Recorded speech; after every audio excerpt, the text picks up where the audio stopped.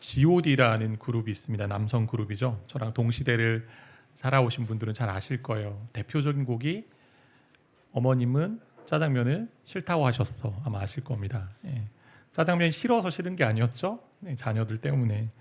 사랑 이야기나 이별 이야기가 주로 이제 나와 있을 그런 가요계에 철학적인 주제를 가지고 노래를 불렀던 곡이 있습니다. 당시 가요 순위 프로그램에서 오랜 기간 1위를 했던 곡인데요. 길이라는 곡입니다. 길. 쉽지 않은 곡이라 제가 부를 수는 없고 가사 몇 부분만 좀 소개해드리면 처음 이렇게 좀 시작이 돼요. 내가 가는 이 길이 어딜 가는지 어디로 날 데려가는지 그것은 어딘지 알 수 없지만 알 수 없지만 알 수 없지만 세 번이나 반복해요. 오늘도 난 걸어가고 있네. 조금 내려오면 무엇이 내게 정말 기쁨을 주는지 돈인지 명예인지 아니면 내가 사랑하는 사람들인지 알고 싶지만 알고 싶지만 알고 싶지만 아직도 답을 내릴 수 없네. 나는 왜 이 길에 서 있나? 이게 정말 나의 길인가? 이 길의 끝에서 내 꿈은 이루어질까? 그 꿈을 이루면 난 웃을 수 있을까? 질문을 던지고 이제 마무리하게 되는데 많은 분들에게 울림이 있었던 노래로 기억하고 있고 저도 이 노래를 들을 때마다 참 울림이 있는 것 같아요. 몇 년 전인가 여러 가수들이 이 노래를 부르는 가운데 한 분이 노래 맞추고 엄청 우는 장면이 있었습니다. 제가 설명하는 것보다 영상을 잠깐 보시면 좋을 것 같아서 보여드리면 좋을 것 같아요.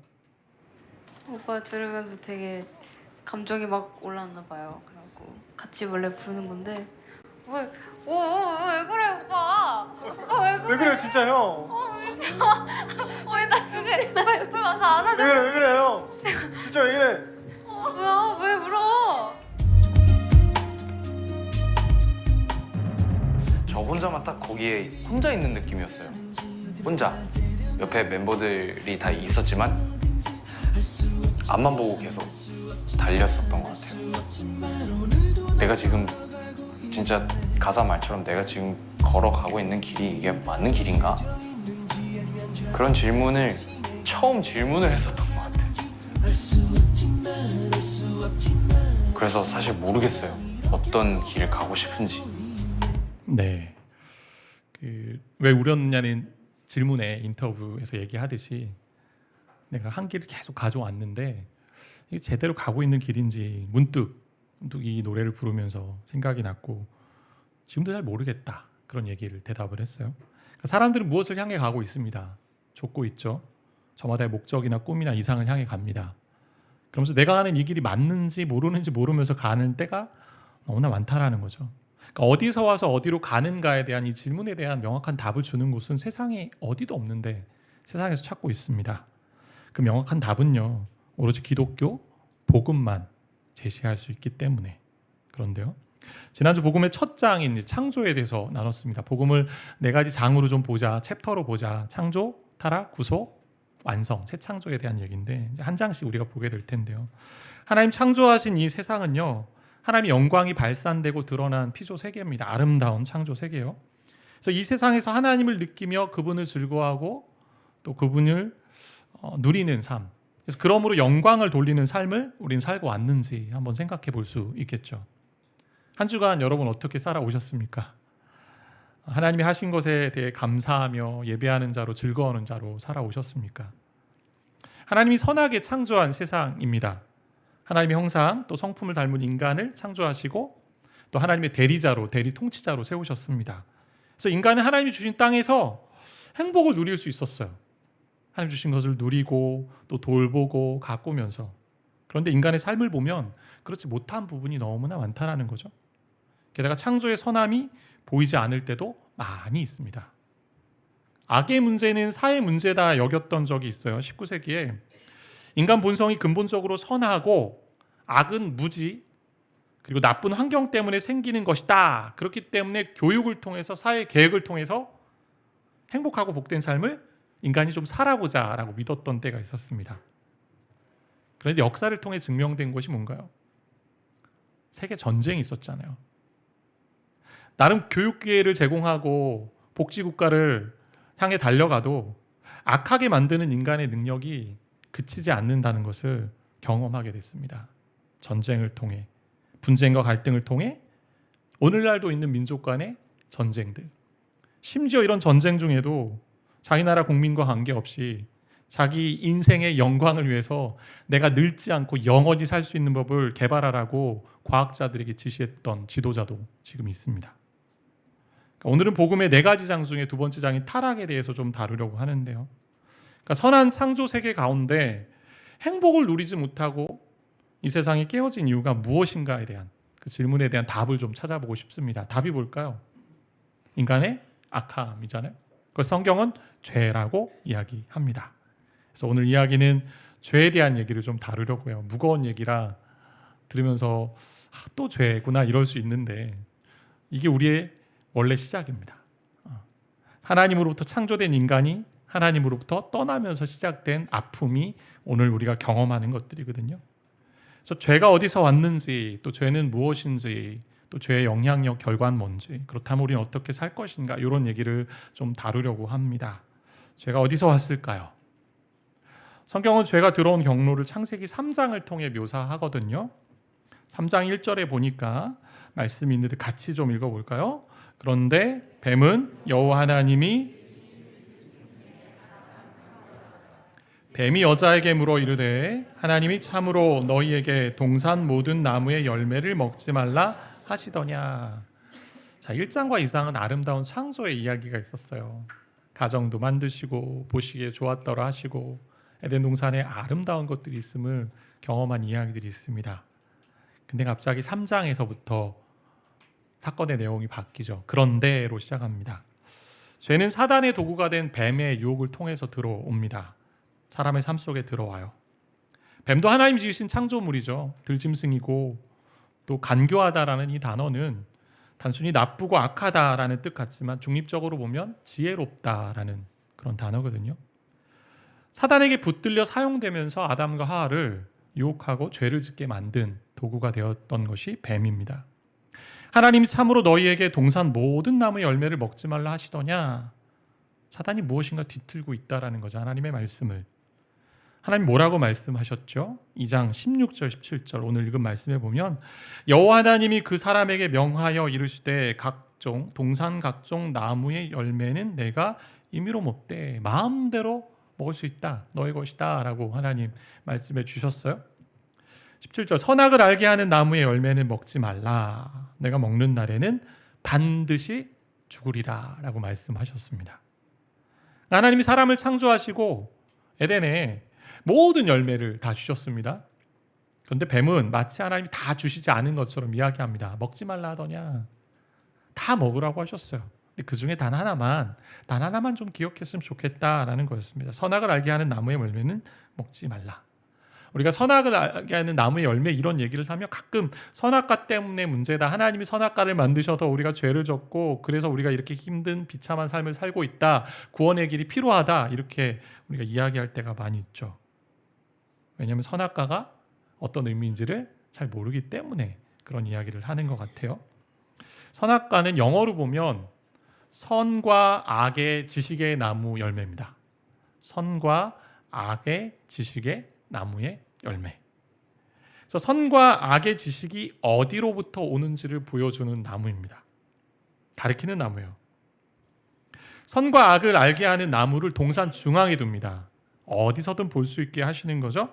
그래서 그걸 보면서 동산을 지으시고 만드시고 창조하신 동산의 주인이 하나님이야 라는 것을 기억하게 하는 장치로 세우신 거예요. 사람이 아무리 하나님의 형상에 따라 존귀하게 또 아름답게 창조되었어도 인간은요 유한한 존재요. 피조물입니다. 한계가 있습니다. 그러니까 하나님의 하나님 되심을 인식하는 유일한 도구로 동산 중앙에 선악을 알게 하는 나무를 세우셨어요. 그래서 이것을 통해 금지 명령을 주면서 너희는 피조물이고 나는 창조주야 라는 것을 말씀하고 계시는 거예요. 이 명령을 지키는 것이 너희는 피조물의 피조물됨을 지키는 거야 라고 말씀하는 거죠. 선과 악의 지식을 알게 하는 나무라는 열매의 이 의미를 볼 때 이 나무는 결국 선과 악의 기준이 어디서부터 오느냐를 알려주는 나무거든요. 선과 악의 기준이 어디서부터 온다? 하나님으로부터 온다라는 걸 알려주는 나무입니다. 선과 악을 결정할 수 있는 유일한 왕이 하나님밖에 없다. 내가 창조주다. 내가 그런 기준이 된다라고 말씀하시는 것으로 보여주는 나무가 선악을 알게 하는 나무입니다. 그런데 사단의 뱀을 통해서 인간을 유혹했어요. 핵심은 하나님과 인간의 관계를 어그러지게 하는 것인데, 인간이 하나님의 형상으로 창조된 존귀한 존재입니다. 그리고 게다가 하나님으로부터 이 세상을 돌볼 수 있는, 다스릴 수 있는 사명을 부여받은 대리 통치자입니다. 그런데 대리 통치자가 아니라 진짜 통치자가 되길 원하는 인간의 교만한 마음을 부추기는 것이죠. 하나님과 인간의 관계는 창조주와 피조물의 관계인데 이 도식을 뒤엎어버리는 거죠. 나도 하나님이 될 수 있다.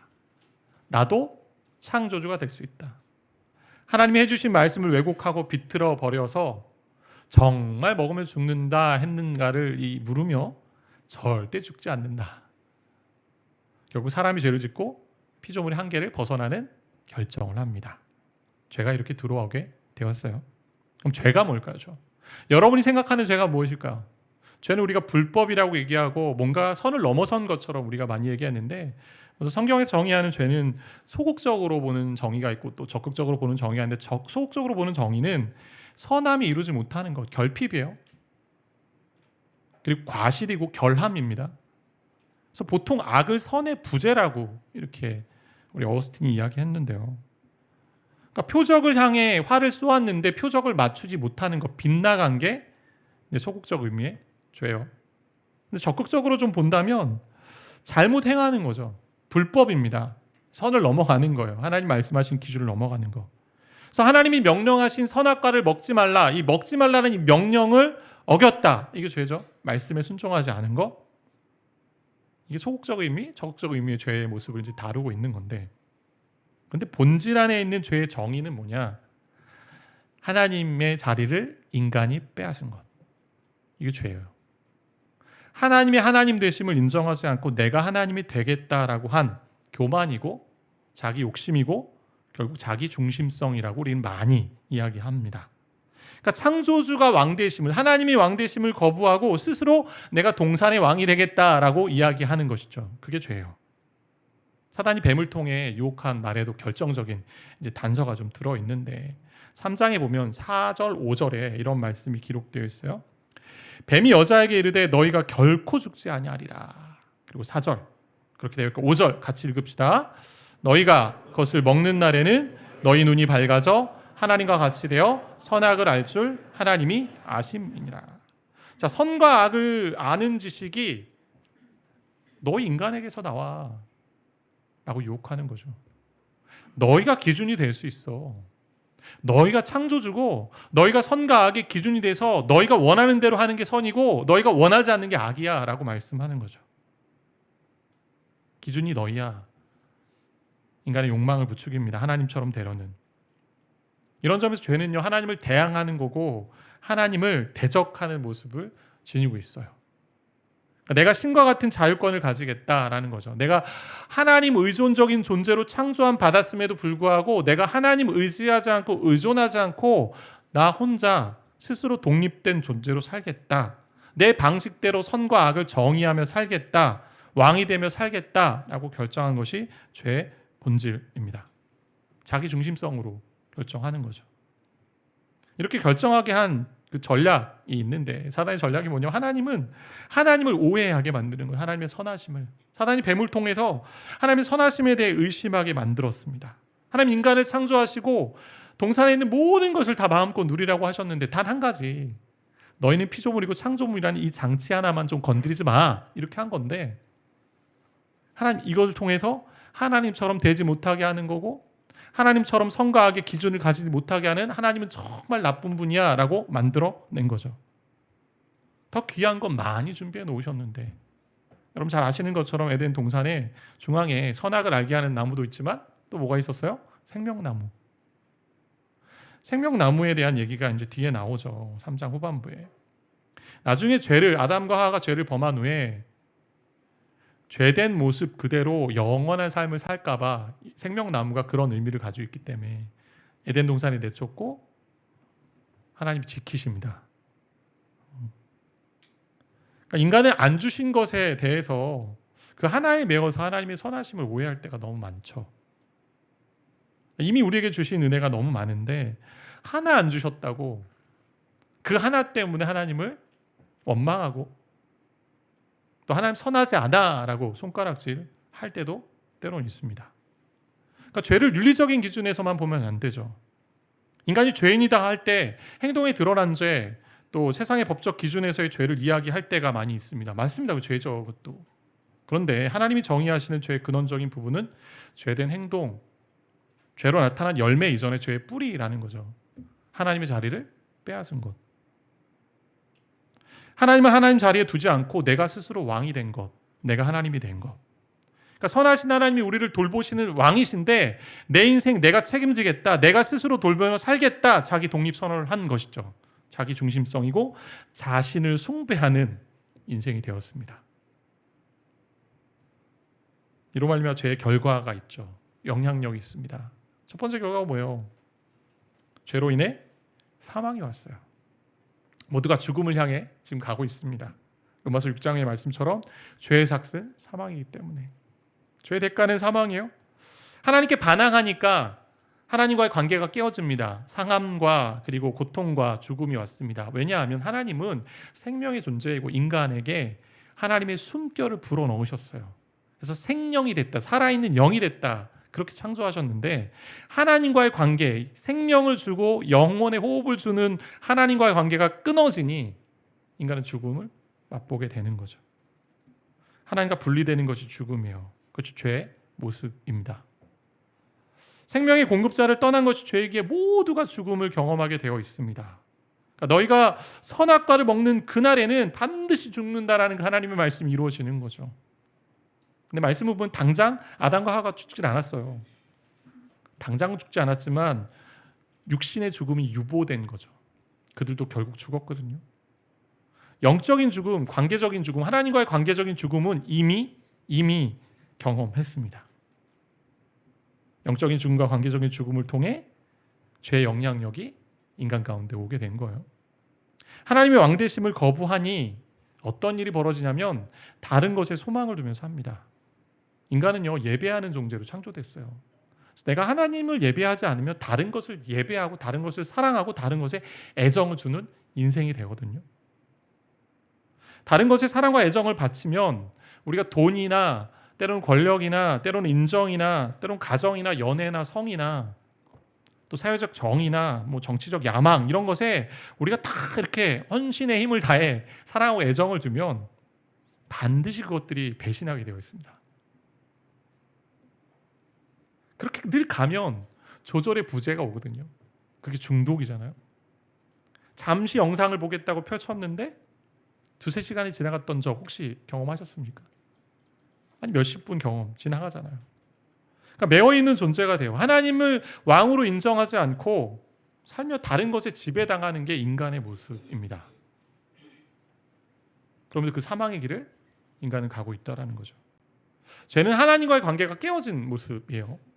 근데 거기서만 그치지 않고 생명과 연결된 하나님과의 관계가 깨어지니 어떤 일이 벌어질까? 우리를 통해 모든 생명이 다 깨어집니다. 생명과 깨어지니 다른 관계들이 다 깨어지기 시작합니다. 하나님 권위에 반역을 하니 하나님 사랑하고 이웃을 사랑하는 삶이 아니라 나를 사랑하는 삶, 나를 섬기는 삶, 내가 온 세상의 주인이고 통제자가 되는 삶을 살아갑니다. 그러니 관계도 자기 중심적으로 맺고요. 관계도 자기가 통제합니다. 힘으로, 돈으로, 때로는 권력으로 자기 결정권 안에 두려고 할 때가 너무나 많은 거죠. 관계에 끼어좀 많이 경험하잖아요. 직장 생활을 하시는 분들이 많이 얘기해요. 목사님, 사회생활 잘 모르시죠? 정말 어렵습니다. 관계가 많이 깨어지고 힘들고요. 도대체 이 원수와 함께 어떻게 내가 이 직장을 이렇게 해나가야 되는지 너무 어렵습니다. 목사님 잘 모르실 거예요. 그래서 제가 이야기하죠. 맞습니다. 너무 애씁니다. 그런데 목회자 한번 하시겠어요? 사모님 한번 돼보시겠어요? 많이 깨어진 인생을 우리는 살고 있어요. 아담과 하와가 범죄한 이후에 첫 번째 결과는 죄의 책임을 다른 이에게 돌리기 시작합니다. 다른 것에 돌리죠. 책임 전가의 관계가 됩니다. 그리고 서로를 지배하려는 관계가 됩니다. 또한 아담과 하와가 낳은 아들 가인과 아벨도 관계의 깨어짐을 경험하죠. 가인이 아벨을 시기함으로 살인합니다. 부부관계도 형제관계도 다 깨어집니다. 사람들과 관계가 다 무너지기 시작했습니다. 서로 탓하고요. 온갖 더러운 말을 하고 비난하며 시기와 질투와 경쟁 가운데 살아갑니다. 미움 가운데 살아갑니다. 회의 가운데 살아갑니다. 왜요? 죄의 본질이 자기 중심성이기 때문에. 내가 왕이 돼야 되기 때문에. 내가 통제자가 돼야 되고 내가 하나님이 돼야 되기 때문에. 말은 하나님이 된다라고 얘기하지 않지만 내가 통제하고 있으면 하나님인 거죠. 결국 모든 관계 속에서 질서도 다 깨어집니다. 하나님이 세운 선한 권위도 있는데 그 권위조차도 다 무너져버린 인생을 우리는 많이 보고 있어요. 샤르트레가 이런 말 했어요. 지옥은 바로 타인이야. 당신들이야. 자연세계와의 관계도 깨어졌잖아요. 로마서 8장에 보면 피조물이 다 이제까지 함께 탄식하며 함께 고통을 겪고 있는 것을 우리가 아느니라. 피조물도 아파하고 탄식하는 세상 가운데 우리는 살고 있습니다. 하나님의 선한 목적을 드러내는 삶을 살도록 우리를 대리, 통치자, 관리자로 삼으셨는데 인간이 그렇게 하지 못해요. 자연세계가 다 무너졌어요. 깨어졌어요. 신음하는 땅이 됐습니다. 근데 더 안타까운 것은요. 저와 여러분이 죄를 즐거워하는 인생이 됐다라는 거예요. 죄가 들어오면서. 겉으로는 죄를 거부하는 것 같지만 모든 것이 자기 중심으로 움직이기를 원합니다. 내 기준을 버리지 못하고 자기가 왕이 되려고 합니다. 인간은 전적으로 타락하고 부패했는데 이제는 선을 행할 능력도 없고 오직 죄를 행할 능력만 있는 존재처럼 여겨져 있는데 내 기준을 버리지 못하고 왕이 되어버린 때가 너무나 많다라는 거죠. 선을 행하면서도 자신을 드러내는 인간의 욕망과 욕구를 발동시킬 때가 많이 있습니다. 인정 욕구죠. 누군가 나를 알아줬으면 좋겠어요. 내가 이렇게 하고 있는 거. 악한 행동뿐만 아니라 심지어 선한 행동마저도 우리의 죄성을 폭로하고 있는 게 우리 현실이라는 거예요. 이웃을 섬긴다고 베푼다고 하면서도 섬김 자체가 사람들의 칭찬을 구매하는 행위가 됐습니다. 내가 섬김을 통해 저 사람 칭찬을 사야지. 겉으로는 그렇게 안 한다 할지라도. 왜요? 성경이 이렇게 얘기하거든요. 이사야 64편 6절의 말씀 보니까 같이 좀 읽어볼까요? 무릇 우리는 다 부정한 자 같아서 우리의 의는 다 더러운 옷 같으며. 내가 하고 있는 모든 의도요. 결국 인간이 하고 있는 의는 더러운 옷이 되는 거죠. 영국의 목회자였던 로이드 존스 목사님이 인간의 위선에 대해서 이렇게 말씀을 하셨어요. 그러니까 오른손이 하는 일을 왼손이 모르게 한다라는 성경 구절을 이제 풀어준 내용인데 잘 들어보세요. 우리는 죄라는 것이 삶의 시궁창에서 걸레짝을 걸치고 있는 것처럼 생각합니다. 그리고 가련한 술 주정뱅이를 보며 말합니다. 여기 죄가 있다. 이것이 바로 그 죄다. 그러나 이것은 죄의 본질이 아닙니다. 죄의 참된 모습을 보려면 그리고 그것을 진정으로 이해하려면 당신은 위대하고 탁월하며 경건하고 헌신된 성도를 보아야 합니다. 하나님의 바로 그 임재 앞에 무릎을 꿇고 엎드린 그를 보십시오. 심지어 거기서조차 죄가 침범하여 그 성도가 자신에 대하여 생각할 때마다 자신에 대하여 만족스러워하고 즐거워하도록 유혹합니다. 중요한 구절이 이제 마지막 구절인데, 그래서 실제로 하나님을 예배하기보다는 자신을 예배하도록 합니다. 그 무엇보다 이것이야말로 죄의 참된 모습입니다. 심지어 기도하면서조차, 심지어 하나님 앞에 헌신하는 그 자리조차도 나를 예배하고 나를 섬기기 위한 도구로 사용하기 또 한다라는 거죠. 스스로 영광을 받고 스스로 예배받으려는 행위, 이것이 위선자의 모습이잖아요. 표면적으로는 이웃을 섬긴다고 하고 돕는다라고 말은 합니다. 그러나 내면적으로는 자신의 의를 드러내고 싶습니다. 인정받고 싶습니다. 하나님 저 잘하고 있죠? 라고 얘기하고 싶습니다. 뭐 하나님께 칭찬받아야죠. 필요합니다. 근데 그것만이 목적이 되는 거죠. 여기서 균형을 좀 잡아본다면, 그러니까 저와 여러분이 하는 모든 선행이 다 이런 악한 의도를 가지고 있다라고 말씀드리는 게 아니에요. 왜냐면 어제도 우리 이제 교회 성도님들이 이 지역 사회에 섬김을 갔습니다. 추석을 앞두고 우리 복지관을 통해서 연결된 지체들을 가가호 방문하면서 추석에 선물을 좀 나눠주면서 또 그리스도를 나누고 그러고 왔는데, 그러니까 심지어 선행하는 것조차도 인간 안에는 우리 죄성이 꿈틀거리고 있다라는 걸 지금 지적하고 있는 말이에요. 자기 중심성으로 뭉친 존재이기 때문에. 그러니까 자기 중심성 때문에 자기 만족을 위해 다른 사람은 아무렇지 않게 생각합니다. 요즘 이상동기 범죄들 참 많아졌잖아요. 자기 분노를 참지 못하고 사회에 대한 불만을 참지 못해서 다른 사람에게 풀어요. 이유도 없이, 관계도 없는데. 최근에 딥페이크 기술 이제 나오지 않았습니까? 뭐 나온 지 좀 됐는데 페이크. 그러니까 선하게 활용하려는 인간의 이미지 현실을, 이미지 합성을 그러니까 의도적으로 악한 쪽으로 활용하고 있잖아요. 자기가 왕이 되어서 내 마음대로 활용하겠다라는 인간의 욕심이죠. 죄된 본성의 핵심인 자기 중심성이 있어요. 나를 숭배하고 나를 기쁘게 하는 게 그게 선입니다. 우리 욜로족들 있지 않습니까? 한 번 사는 인생, 그냥 나를 위해 내 마음 개는 대로 살아보자, 또 내면의 소리를 듣고 따라가자, 이런 얘기들 너무나 많아요. 온 세상이 자율성을 강조하고요. 인간은 자유로운 존재야. 너 마음대로, 너 마음 가는 대로 하고 네가 하고 싶은 대로 다 해도 돼. 괜찮아. 자유만 주장하고요. 책임은 없고요. 권위에 순종하지도 않습니다. 그렇지, 선악과를 먹었던 아담과 어떤 차이가 있을까요? 그렇다면 저와 여러분이 어떻게 살면 좋을까요? 두 가지 단어만 좀 생각했으면 좋겠는데, 하나는 겸손이고 또 하나는 의지라는 이제 단어인데, 죄가 문제이고 죄로 인해 인생의 비참함을 경험하고 있습니다. 저와 여러분이. 그렇다면 구원의 길이 필요하구나. 죄된 우리 안에서는 뭔가 해결할 것이 없구나. 겸손하게 구원의 길을 찾아야죠. 필요하다고 인정해야죠. 자기 중심성 가운데 있고 자아를 숭배하는 존재라는 사실이 있다면 그래서 겸손한 자리로 가야 합니다. 왜요? 자기 중심성을 가지고 살아왔는데 인간의 비참함을 더 많이 경험했잖아요. 회복은요, 우리 내면으로부터 나오지 않습니다. 외부로부터 와야 돼요. 시편 기자가 이렇게 고백합니다. 구원은 여호와께 있사오니 주의 복을 주의 백성에게 내리소서. 구원이 어디 있습니까? 여호와께 있습니다. 그 이야기를 이제 다음 주에 또 살피게 될 텐데, 또 하나는 의지인데, 그러니까 믿는 성도가 죄를 다루는 이제 방식이 좀 필요하죠. 믿는 자는요, 의롭다 여김을 받은 죄인입니다. 이 우리 정의예요. 의롭다 여겼지만 아직도 육신 가운데 있기에 죄와 싸우는 존재예요. 그럼 죄와의 싸움이 우리 가운데 남아 있다. 그럼 이 죄와 싸움은 어떤 싸움이냐? 죄를 짓지 않겠다, 뭐 이런 행동을 안 하겠다, 순종을 하자, 뭐 이런 싸움이 아니라 근원적인 싸움은 왕좌의 자리에 누구를 앉힐 것이냐의 싸움이잖아요. 하나님이 내 마음의 왕좌에 앉으실 것이냐, 아니면 내가 앉을 거냐.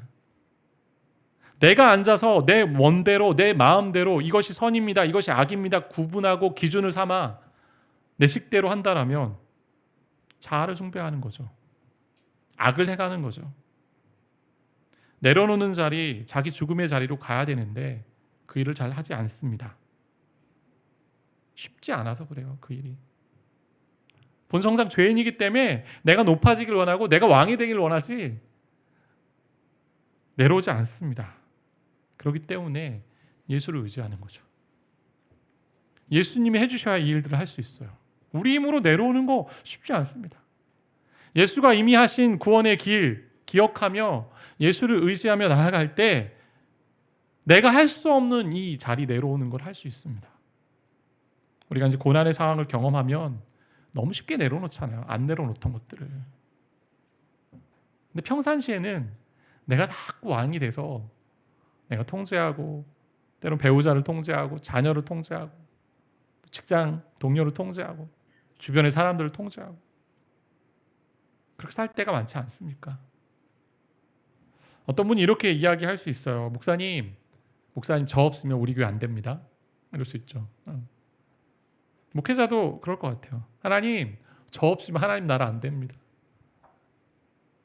하나님이 왕이셔야 되는데 내가 왕이 되고 나를 숭배하는 인생으로 살아간다면 우리는 죄악 가운데 계속 쓰러지고 힘든 삶을 살아가게 될 수밖에 없다는 거죠. 제가 개척을 하면서 마음에 품었던 소원이 있었습니다.